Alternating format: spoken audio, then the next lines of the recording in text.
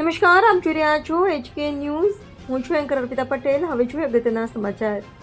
Giant Himmatnagar શહેર દ્વારા વિશ્વ થેલેસેમિયા ડેની ઉજવણી, દર્દીઓને ફ્રૂટ અને છાશનું વિતરણ. સમગ્ર વિશ્વમાં 8 મેના રોજ વિશ્વ થેલેસેમિયા દિવસ ઉજવવામાં આવે છે.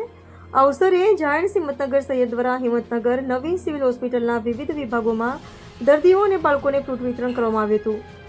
સાથે સાથે થેલેસેમિયા અંગે જાગૃતિ ફેલાય તે માટે માહિતી પણ આપવામાં આવી હતી. ઉનાળાની કડકડતી ગરમીને ધ્યાનમાં રાખી ગ્રુપ દ્વારા બેરના રોડ વિસ્તારમાં રાહદારીઓ અને સ્થાનિક લોકોને છાશનું વિતરણ કરવામાં આવ્યું હતું.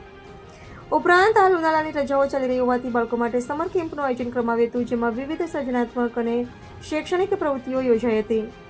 ગ્રુપ દ્વારા ઉનાળાની ગરમીથી બચવા માટે જાગૃતિ પેમ્પલેટનું પણ વિતરણ કરવામાં આવ્યું હતું. પર્યાવરણ જાળવણીના સંદેશ સાથે પ્લાસ્ટિકની થેલીના બદલે કપડાની થેલીઓ બનાવી લોકોને આપવામાં આવી હતી. આ સેવા કાર્યોમાં પ્રમુખ રાશિબેન ત્રિવેદી, ઉપપ્રમુખ દક્ષાબેન ગોર, રેખાબેન પટેલ, મંત્રી હિનાબેન સોની, સહમંત્રી ઈલાબેન રાવલ, વિમળાબેન રાવલ, રીટાબેન સોની, ઝોન ઓફિસર સોનલ મહેતા સહિત અન્ય બહેનો ઉપસ્થિત રહ્યા હતા. HK news Sabarkantha.